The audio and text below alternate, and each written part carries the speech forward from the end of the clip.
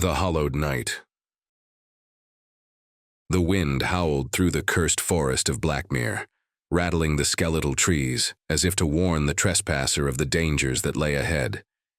Eadric of Blackmere, the last known survivor of the Concordium, tightened his grip on the hilt of his sword.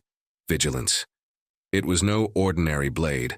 Forged from silver and imbued with ancient runes, it shimmered faintly even in the absence of sunlight. Yet, as he approached the ruins of Gildmere Abbey, the sword felt heavier with every step. Eadric had come to face the Hollowed Knight, Kael, once a brother of the Concordium and his closest companion. Kael had succumbed to the darkness of his soul, unable to endure the Rite of Shadows. Now, he haunted these ruins as a specter of sorrow and rage, luring pilgrims into the abbey and leaving only hollow echoes of their screams. The abbey was a husk of its former glory. Where once golden spires reached for the heavens, only jagged stone remained, jagged fingers grasping at the skies. Within its crumbled walls, the silent custodian resided, but even his presence had grown faint beneath Kael's shadow. Legend spoke of the eschaton shard hidden within the abbey, but Eadric had no illusions of glory. He had come for penance, for forgiveness, for Kael. As Eadric entered the abbey's shattered nave, the air grew colder, and his breath clouded before him. Faint whispers echoed in the dark. "You failed us, Eadric. You left us to die." He ignored them. He had heard these voices before. They were his own guilt given form. "I come to face the Hollowed Knight," Eadric declared, his voice steady despite the gnawing fear in his chest. The whispers ceased, replaced by a low, guttural laugh. From the shadows emerged Kael, his form twisted and grotesque. The once proud slayer wore a jagged helm, the Revenant's mask, and his armor was a patchwork of rusted steel and spectral energy. His sword, Despair's fang, seemed to pulse with a dark hunger. "You dare return, Eadric?" Kael's voice was a rasping growl, heavy with bitterness. "Do you think yourself worthy to stand before me after abandoning us to the dragons?" Eadric's throat tightened, but he stood firm. "I failed you, Kael.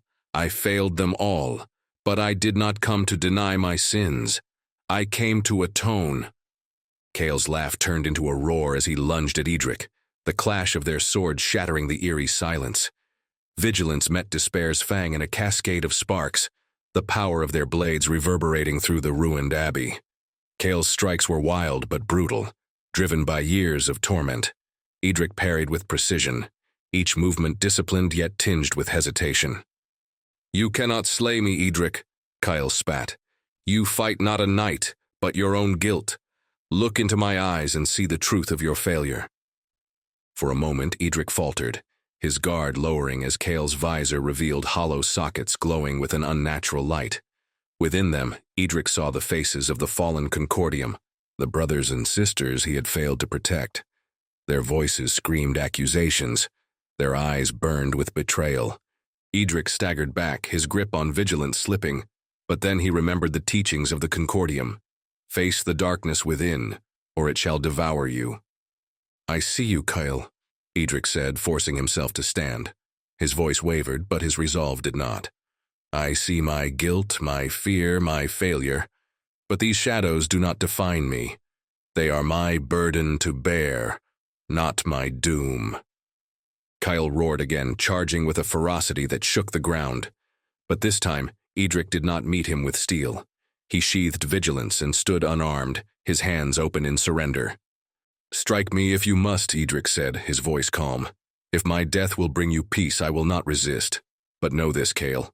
I forgive you, and I forgive myself." Kael's sword froze inches from Eadric's chest. The spectral energy surrounding him flickered, his form trembling. The weight of Eadric's words pierced deeper than any blade. "No," Kael whispered, his voice breaking. "I was not strong enough to endure the rite. I became the very darkness I sought to destroy." Tears streamed from the hollow eyes behind the Revenant's mask. The armor crumbled to ash and Kael's form shimmered, revealing the man he once was. He looked at Eadric, his expression no longer one of rage but of sorrow and gratitude.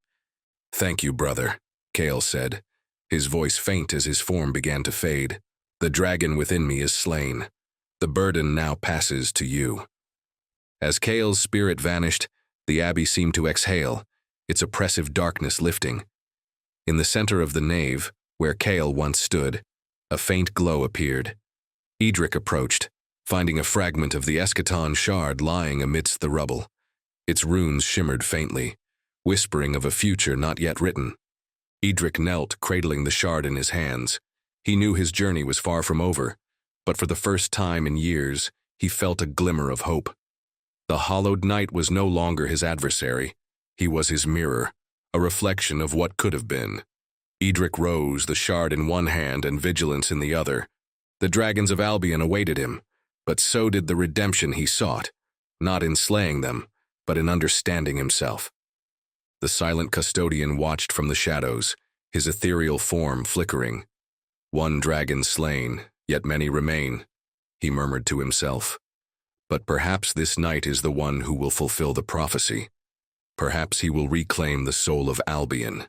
And with that, the custodian retreated deeper into the abbey, waiting for the next soul brave, or foolish, enough to walk the path of the dragon slayer.